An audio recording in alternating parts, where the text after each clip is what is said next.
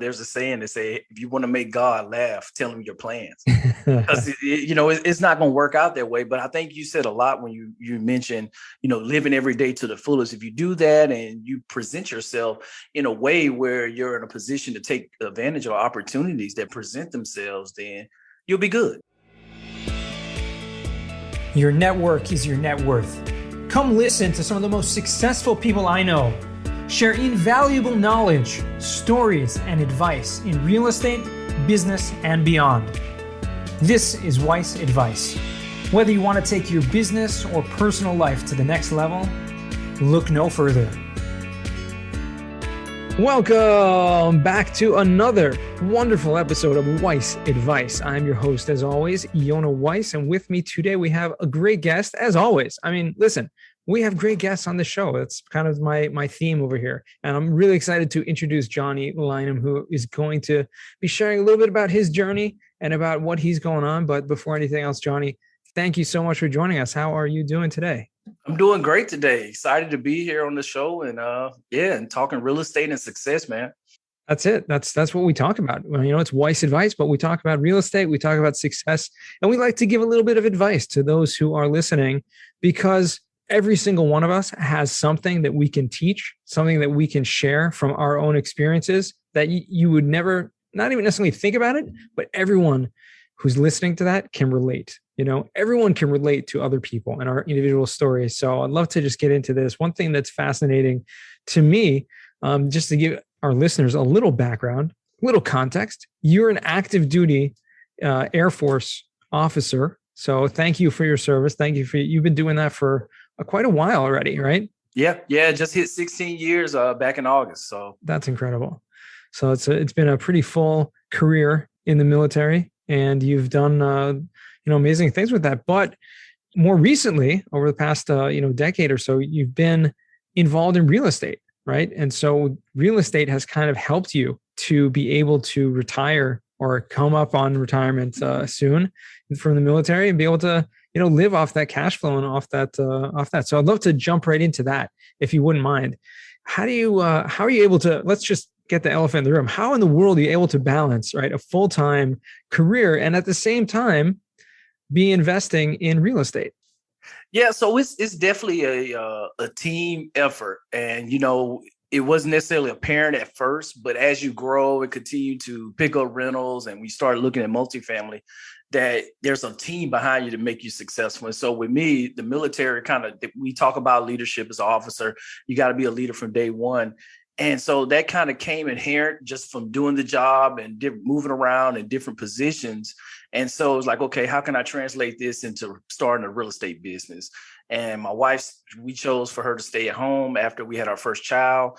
And, it was like, okay, I have her time, I have a little bit of my time, and how do we bring this together to kind of lead a team effort around real estate? And it just kind of grown over time from, using our VA loan, picking up a couple single families, foreclosures here and there, and just kind of hitting the ground running in Panama City after Hurricane Michael in 2018 and just putting the whole team together. That's amazing. And so have you been stationed in one place over the last 16 years, or have you moved around a lot? Oh, moved around. So it started in Warner Robins in 2005, Warner Robins, Georgia, went to Newport News in 2011 and was there for 2.5 years, and went to the DC area, 2013, 2017, went to Panama City from there, 2017 to up until November last year, 2020, and been back here in the DC area for about the last 8-9 months now.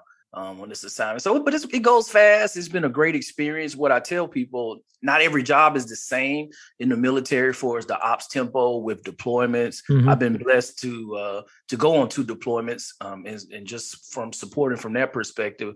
But a lot of my peers haven't, just because the acquisitions and, being in the development side of weapon systems, you don't get to get out and, be a real soldier, as you would say, even though I'm in the Air Force. But one of the things that I've seen is just the amount of skill sets that we have as military members pick up from doing our day-to-day jobs that a lot of times we don't recognize it actually translate into positive attributes on the private side out in the civilian world. That's absolutely correct. I totally agree with that. And I've seen that hand in hand with many people, and it does translate into business. And real estate is a business. Running a real estate rental portfolio, or, doing, project management of, like you did recently in your 18 unit, like a real rehab project, right? That was, you needed to have a team. You need to, set goals and work with alacrity to make sure you're hitting those goals. So I think a lot of those things come from the military, as I've seen. Obviously, the commitment, right, to a goal. Those are things you definitely learn. And I would say one other thing that stands out to me is just the integrity. And in business, to be successful, you need integrity. Otherwise, you're kind of because it's about you. It's about your relationships with people, whether it's brokers, contractors, buyers, sellers, et cetera.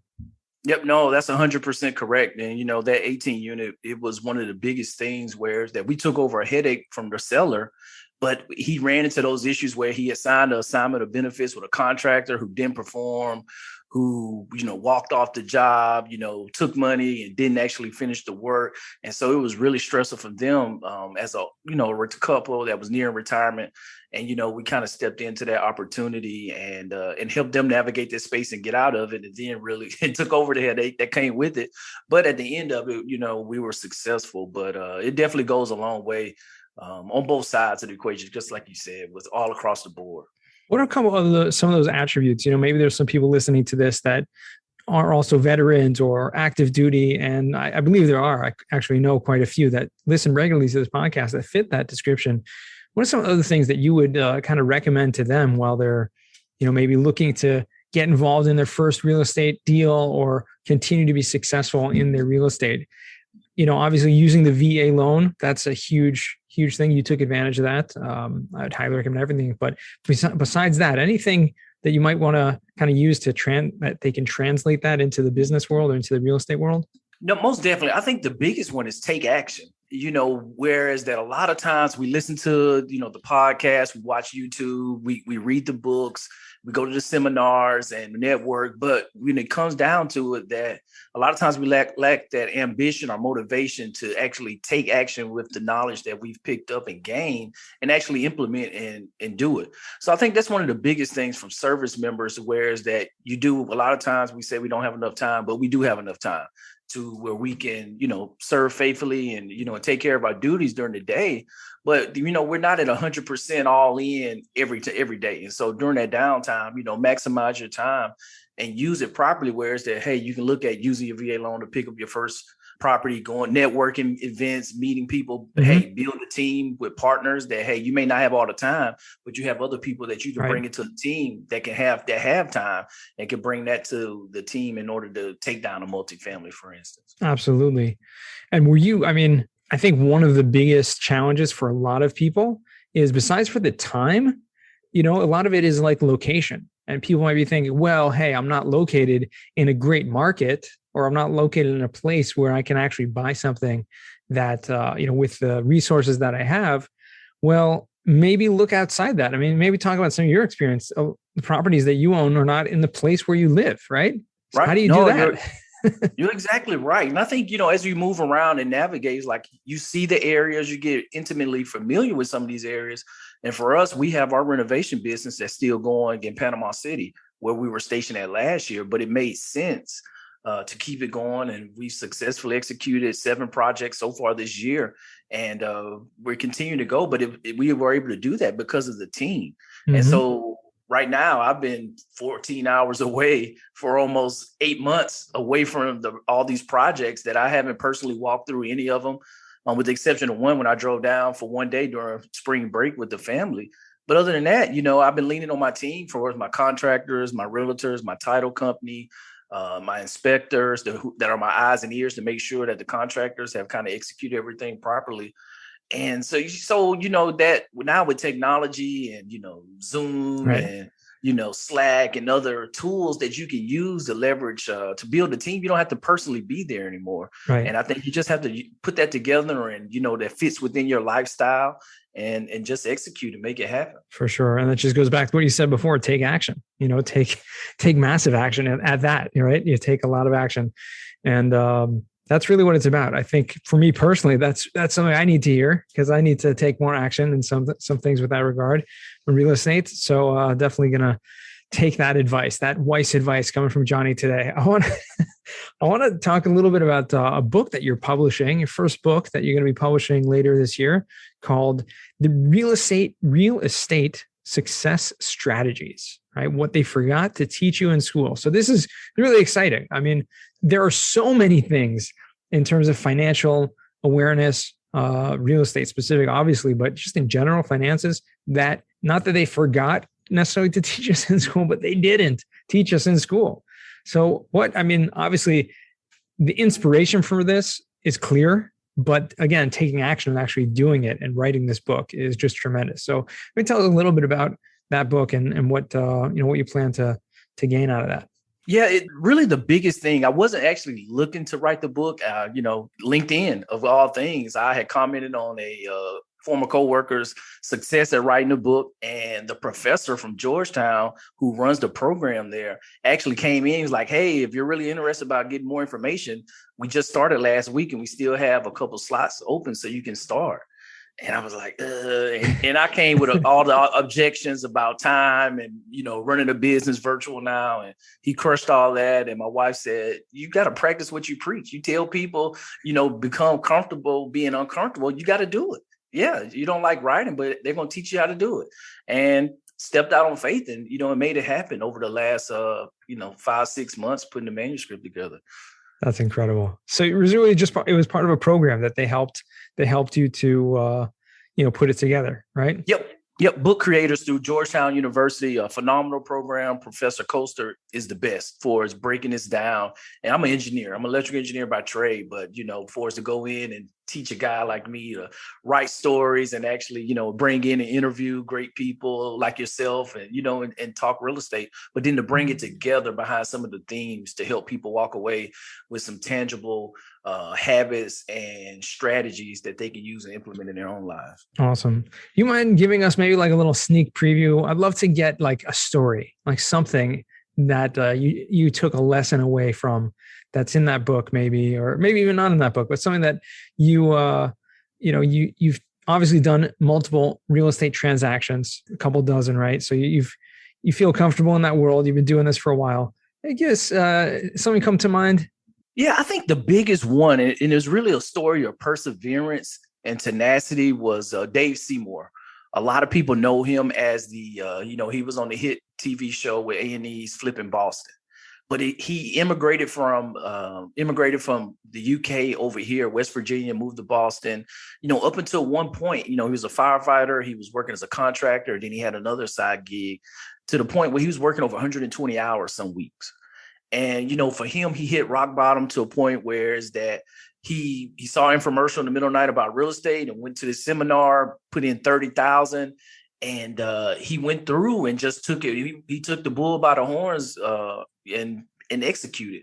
And so from him taking that action, he did a $5,000 wholesale transaction. If you ever seen the show or talked to a real witty guy, straight shooter, and with that persona and attitude, his instructors brought him back like, hey, you need to be teaching this course right here beside us and telling people about your experience. And from there, the opportunity came. They were like, hey, put this application in with A&E.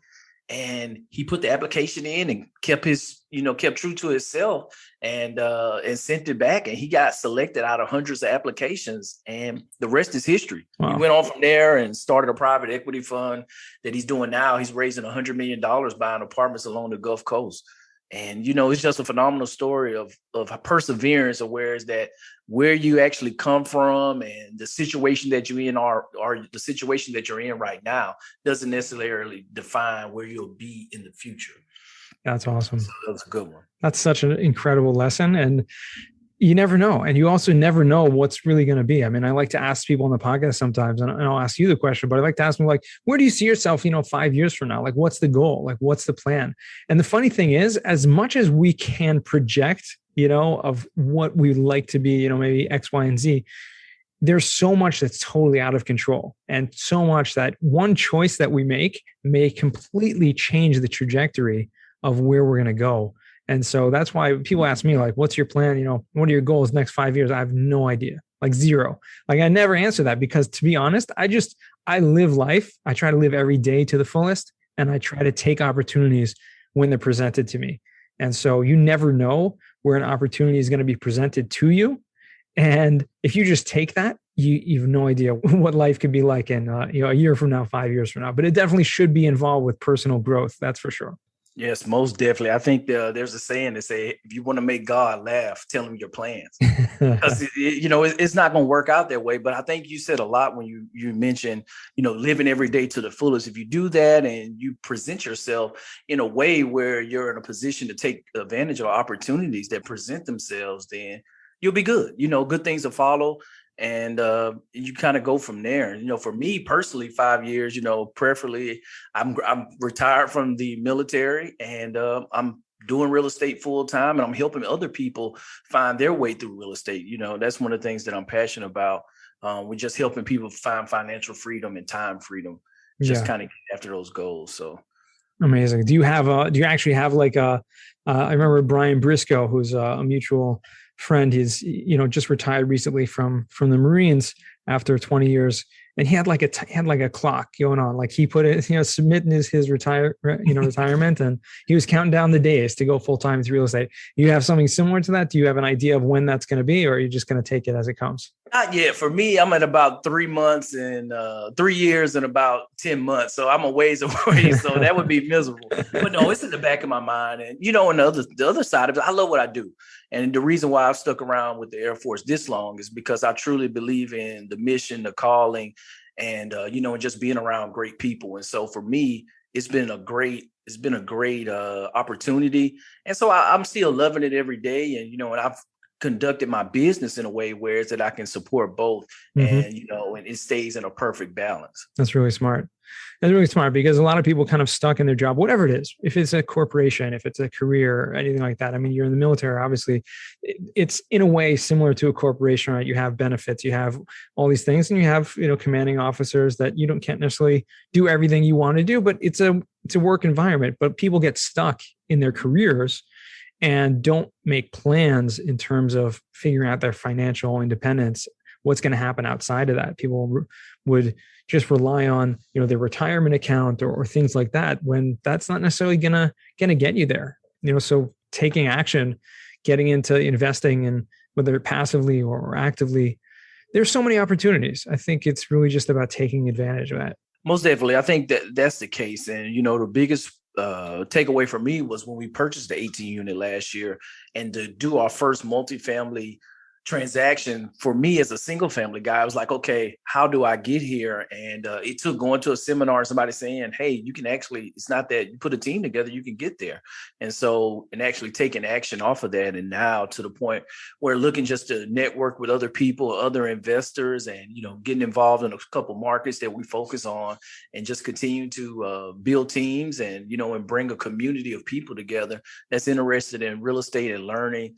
And just, I just love the whole mastermind concept, and just having an ecosystem of people of like mind that you can create a lot of change when you have a not even a large number of people, but you have the right people on the same wavelength. For sure. Is the plan with that? The 18 unit is now cash flowing, right? It's now leased out. You renovated it. It's going well. How's that going? Did you? Yeah, so it's going good. So we finally back in June settled with the insurance company and got $40,000 to rebuild 4 units that had been down from that we took over with them. So that was a back and forth. Estimators going out, engineers from them going and actually assessing it. So we got that, and then there was a $10,000 bonus that we didn't anticipate, whereas loss of rent that was still owed on the policy that we actually took on. So that was perfect, right at where we need to be at from an estimate to turn the units over. So we're in the process of getting that job kicked off here, and looking to refinance at the end of the year. Once we get everything up to 100% occupancy and getting in a long-term fixed rate. And, and also at the same time, looking on for the next opportunity. Yeah. So, and what does that look like for you? Next opportunities? Yeah, so we're looking in Norfolk, Virginia, also in Tampa, Florida, and the Charlotte, North Carolina area, and really just looking for value add. And so what we're focused on is really 20 to 60 units. Mm-hmm. So a little bit less than a lot of the larger players in the space that, that are looking for on-site management.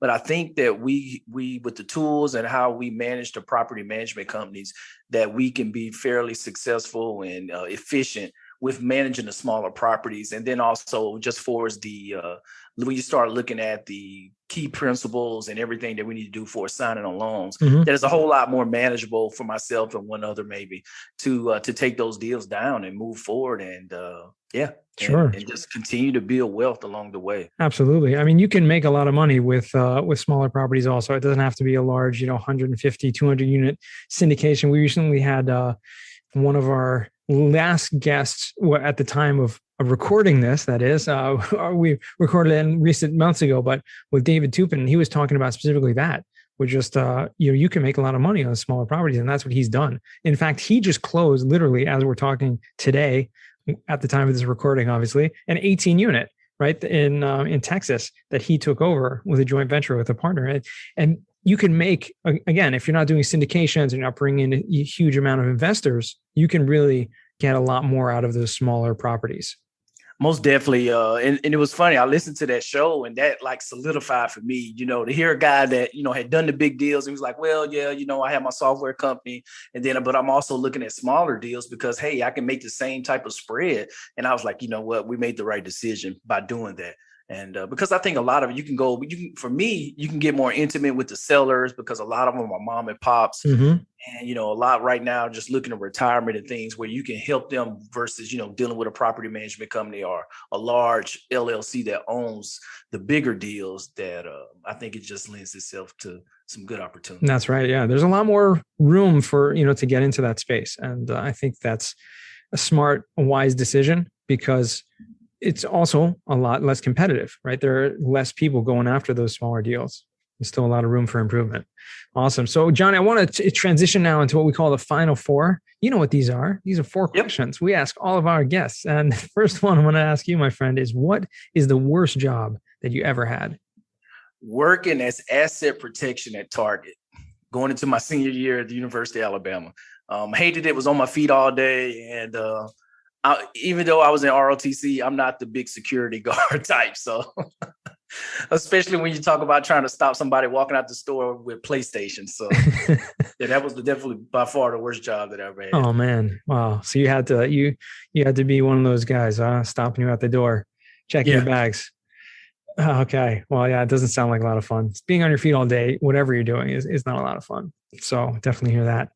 What's a book you've read that's given you a paradigm shift?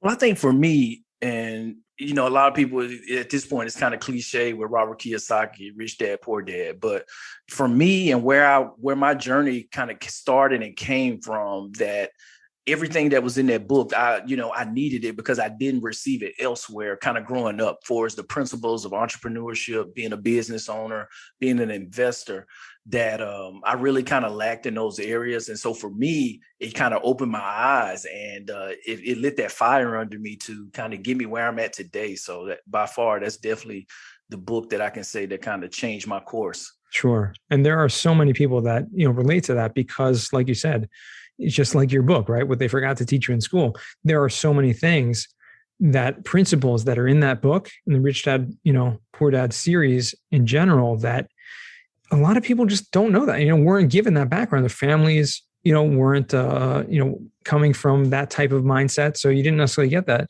And so it's important to remember that and kind of give that over and just teach that and share those lessons with as many people as possible. Because if you haven't read that book, right, if you're listening to this podcast, you probably have, right? Because you've already in the right direction. But just in case you haven't, you can check it off. And if you want to be a little contrarian, you can go and listen to the episode with Omar Khan, one of the most listened to episodes of Wise Advice, where he actually takes a different approach and says that he actually didn't like the book Rich Dad Poor Dad. So you can listen to that and see why he thinks that way. But for most people, I think he is the minority, at least in my experience. So that's a great book. And glad that you brought that up as well. Bring up that point again. So third and final, and I'm always grateful when I don't have to add a new book to my reading list. So thank you for that. No, not that I don't want to read more. I just have, I read a lot and listen a lot when I have time, but there's so much, so much to take in. Third question is going to be, what's a skill or talent that you would like to learn? For me, it's golf. It's golf. I got passionate about it. And, with having a family, 3 kids and, just managing all of that, it's not a lot of time to wake up Saturday morning and tell the wife, hey, I'm going out to play golf. I'll be back in 4 or 5 hours. That's not really happening in my household. But no, I think that's, after the retirement age that, like I said, focusing on real estate, playing a little golf and just helping people chase their dreams. That's cool. You look like an athletic person, right? You played other sports? Basketball was my sport, but that's a young man's game. Yeah, exactly. Right. Golf is like an old man's game. That's very good. Yeah. You don't need strong knees for golf. That's for sure. But fourth and final question, what does success mean to you?